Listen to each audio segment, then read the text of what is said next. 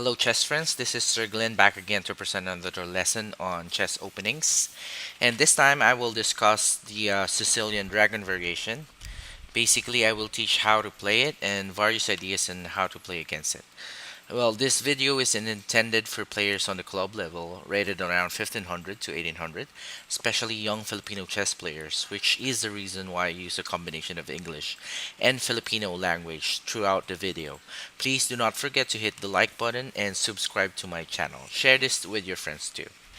Okay, basically, last time we have discussed the basics of the Sicilian defense, which starts with e4, c5, knight f3, d6, and d4.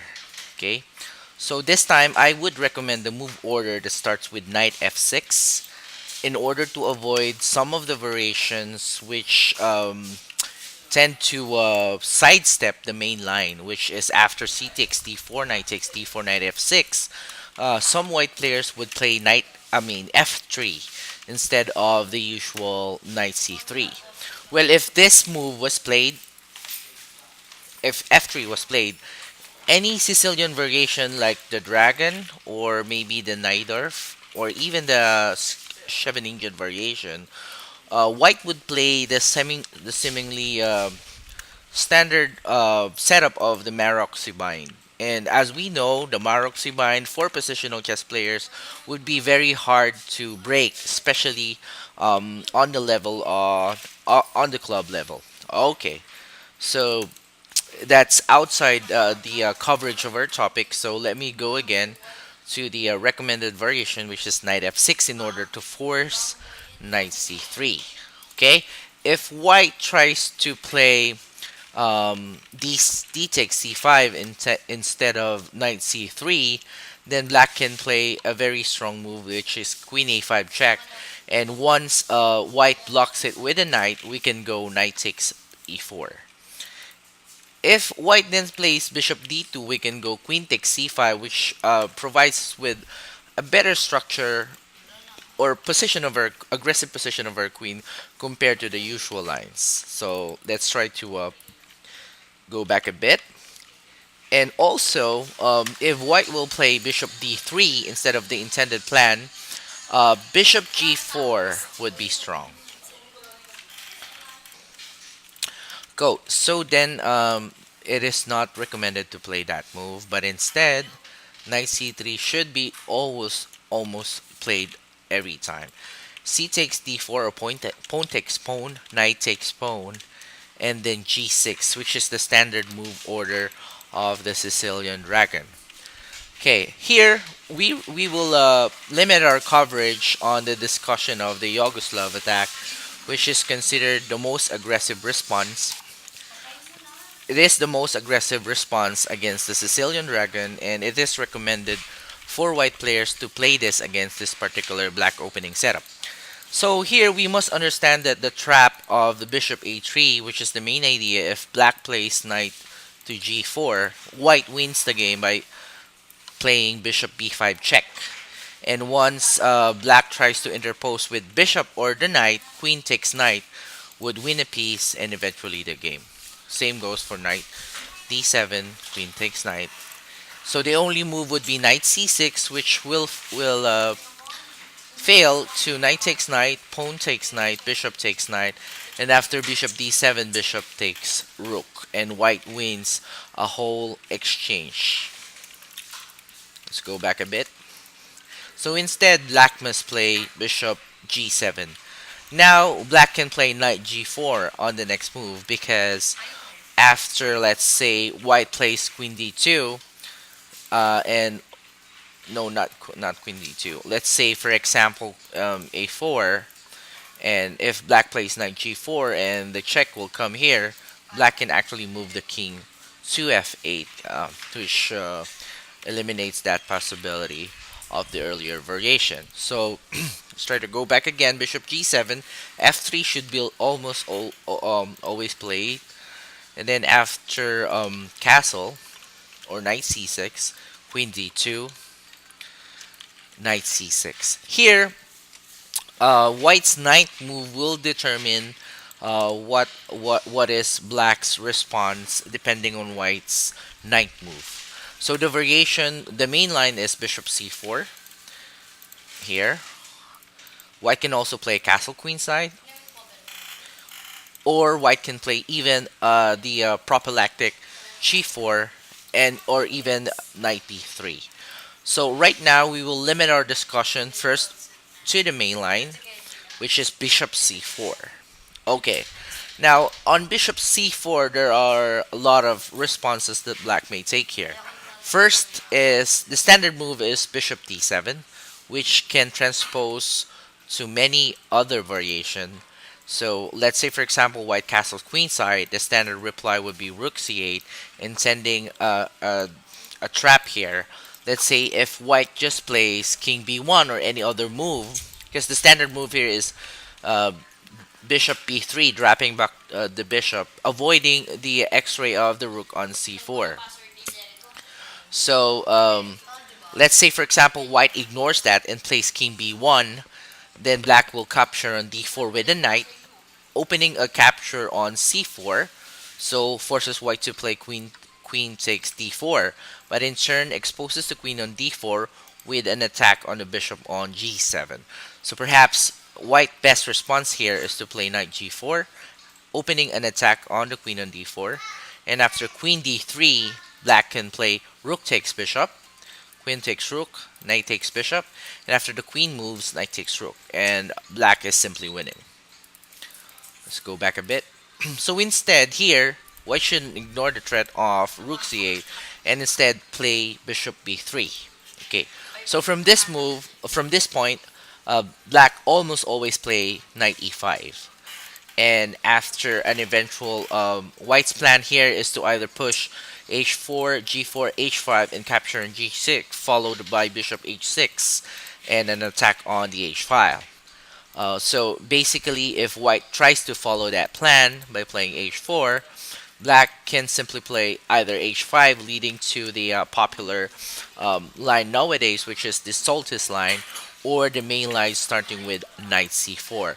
Before we further discuss that line down the road, let me just discuss the other line as well. Possible move here would be queen a5 as well, which has been played many times in Grandmaster level. Which the main idea is if white plays knight d5, black wins with queen takes queen, rook takes queen, um, knight takes d5. Either way, bishop takes d5, knight takes d4, bishop takes d4, and bishop h6, which wins the exchange. All right. So instead, white will always play king b1 in order to avoid the check on d2 and thereby threaten knight d5. So here, black may play knight e5, bishop b3, and rook f c8, intending to meet bishop h6 with bishop h8, which avoids the bishop trade, which is very important on the Yugoslav attack, since if the dark square bishop is gone, white's attack along the h file after h4 h5 and takes on g6 would be extremely effective and powerful. So instead of further discussing this, also possible is the once popular Chinese dragon, which puts the rook on b8. Looks like intuitive at first, since you're putting the rook on the close file, but basically the idea behind that is that after bishop b3, knight a5 actually, knight a5, and let's say for example king b1, b5, black's rook is in then better position, so that after knight c4, let's say for example white plays h4, knight c4 forking the queen and the bishop on e3, after the eventful exchange, the line that is open here is favorable for black, since the rook is pointed directly to white's king. So that's it for the basic variation. So the main line is rook c8, queen a5, and the Chinese dragon starting with rook b8. Let's go to that line one by one. So after bishop c4, I'd like to discuss the rook c8 line first. Rook c8, bishop b3, knight e5, and h4. Okay, so here, black has two major choices. He can either play h5, leading to the solstice line, and white has three choices here: king b1, bishop g5. I'm sorry, bishop g5, and bishop h6. Okay, but before that, let me discuss the main line, which starts with knight c4. Okay, the basic idea of knight c4 is to exchange the knight on c4 for white's light square bishop on b3, so that after bishop takes knight, rook takes bishop, I should say. Um, White will then continue to play either with a slow g for h5 or with the immediate sacrifice of the pawn by playing h5, which was very popular on the days of Fischer. So after knight takes pawn g4, as you can see, white gave up a pawn in order to open the h line, and after knight f6, bishop h6, with a very powerful threat of bishop takes bishop. After king takes bishop, queen h6 check, and a mate follows on h7. Let's say, for example, black plays queen a5, takes, check. After black goes here, knight d5 wins. Why? Because after black takes the knight on d5, instead of taking on d5, the queen will simply take the pawn, and black's mated. But instead, black has a very incredible reply here, starting with knight takes pawn. Black sacrifices the knight. It looks funny at first since you're giving up a knight for a pawn, but after, let's say, the starting variation here starts with knight takes knight. And after knight takes knight, rook takes knight, you cannot capture on g7 because after you capture here, you will lose your queen. So basically, you have to answer the threat on the queen first. Recommended here would be queen h2, so that after black move, you can capture on g7 and continue your attack on h7. Well, black with this reply, black can reply bishop e5, attacking the queen, and white has different responses here. Basically, the main or the strongest of them is queen h4. Okay, so let me go one by one. After queen h4, black may reply two ways. He can either play rook takes d1 check or rook takes knight. Let me first discuss rook takes d1. After rook takes d1, quite um it's quite confusing to play rook takes d1 since you're removing your rook from the battery of the queen and thereby losing your attack on h7. So the logical response here would be to play king takes rook, and after king takes rook, black may reply with f5, giving up your rook on f8. Because after bishop takes rook and king takes rook, I should say, king takes rook and pawn takes pawn, bishop takes pawn, and knight g5. As you can take note, white or black is not afraid of sacrificing the exchange of um, rook and knight versus two bishops, because after the black's queen go to b6 or a5, you will have a sufficient counterplay considering the security of white's king, which is exposed to further attack. Okay, another response here would be rook takes knight. After pawn takes rook, queen b6. As you notice, white cannot take the rook here because there's an attack on b2 and will leave black mated. For instance, bishop takes rook, queen takes bishop, king d2, queen c3 check, king e2, bishop b5.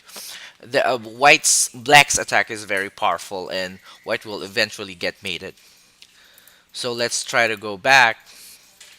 Instead of bishop takes rook, white should reply pawn to c3, and after rook c8, almost obvious is the sacrifice on c3, so bishop d2 is almost forced. And after the incredible move bishop e6, ignoring the attack on h7 because the king can safely hide away to e8 and d7 and continue to create counterplay on white's king. Okay, I will continue this discussion on part 2. Thank you for listening and hope to see you again on my next video.